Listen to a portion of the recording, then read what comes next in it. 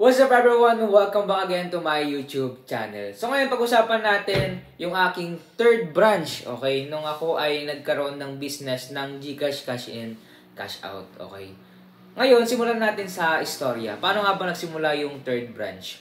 Okay, nung ako ay nag-branch out, okay? So that time ay may mga na-raise na ako na pera, okay? So may mga nagtiwala sa atin at yung sinasabi nila na kapag ikaw ay nagseryoso sa pagninegosyo, okay, meron kang isang focus, okay, kapag yung business mo ay nagtagumpay, okay, nakikita nila na ito ay lumalago, okay, at the same time ito ay patok na negosyo, okay, lalapit sila tapos mag-i-invest sila.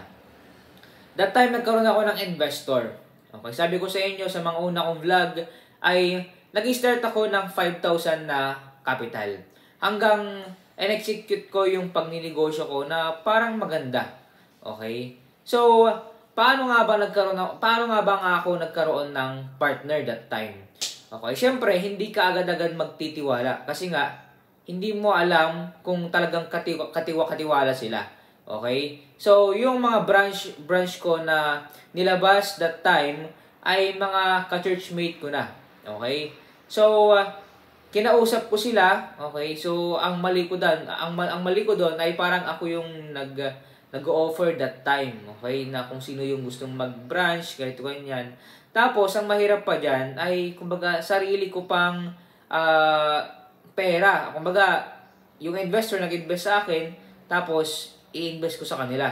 Okay? Kumbaga, parang inutang ko, tapos ipapautang ko rin. Which is kikita naman. Okay, ang problema nga lang doon, kumbaga, hindi ako dumaan sa tamang proseso. Okay? Ang tinignan ko doon ay yung kita. Kumbaga, kapag nag-branch out ako, madodoble yung profit ko. Okay? Pero in reality, mas lalo lang akong na-stress. Okay?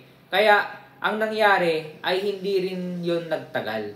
Okay? Yes, may pinagkatiwalaan tayo. That is advantage kasi parang may success silang nakita.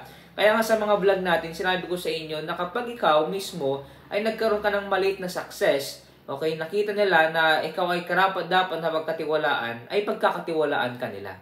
Ayan yung reality sa pagninegosyo. Okay? Hindi naman sila mag-invest sa akin kung wala silang nakitang potential sa akin.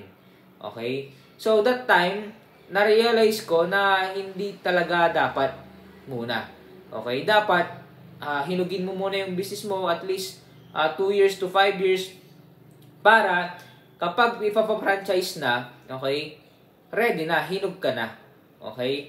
Kasi nung time na yun, yung third branch ko, talagang nag-overexpense ako. Okay, ang masakit pa doon sa akin yung tarpaulin, ako yung nagpatrabaho, okay, sa akin yung system, sa akin yung notebook, sa akin yung lahat. Sa akin na lahat, kumbaga, ang gagawin lang nila, i-manage na lang nila. Tapos, hati pa kami sa profit. So, yung time na yon hindi pa ako ganun kaayos sa system, kahigpit sa system, tapos hands-on, okay, sa pag-compute ng mga expenses, tapos yung kita, okay? Kasi, hindi tatagal ang negosyo kung wala kang kita. So, that time, parang nagpapabuhay na lang that time ay yung mga investor, okay? Habang ako ay habang madami nagtitiwala sa atin, okay, dagdag ako ng dagdag ng branches. Na ito yung nagiging parang kumbaga burden ko. Kasi nag-close deal ako, may mga kontrata na nag-invest sa akin. So panindigan ko na to. Okay, tapos bahala na, parang ganoon. Kumbaga alam ko na yung fall down kapag hindi ko nakuha o na-disappoint ko yung mga investor. Alam ko na yung mangyayari, pero hindi ko alam kung kumbaga magiging successful ba. Kumbaga by faith ba. Pero mali kasi, dapat pala ang ginawa ko ay pag-aralan muna. At the same time, dapat ay ipa-franchise, okay? Hindi yung mag-i-invest sila sa akin tapos fix. Okay, tapos yung agent o yung gustong mag-franchise sa akin pa yung fund. Okay, na-invest pag magpapa-franchise ka. Okay, sila bibili nila yung pangalan mo, tapos hiramin nila yung pangalan mo, tapos yung system mo, okay, naka-license siya na hindi nila pwedeng kunin o kaya naman gayahin yung system mo. Okay, yun yung mga pagkakamali ko na ngayon, okay, sana kayong mga nanonood, okay, wag kayong atat na magpa-branch out. Okay? Sabi ko sa mga vlog ko na ito ay papogi lang. Pwede naman kayo mag-start ng negosyo na sa online lang, na sa bahay lang. Kagaya ng ginawa ko sa una kong branch, sa bahay na ako nagsimula. Yun nga lang, hindi pa ganun kahinog. Kumbaga, 2021, 2022, noon, parang 1 year pa lang nag-branch out na ako.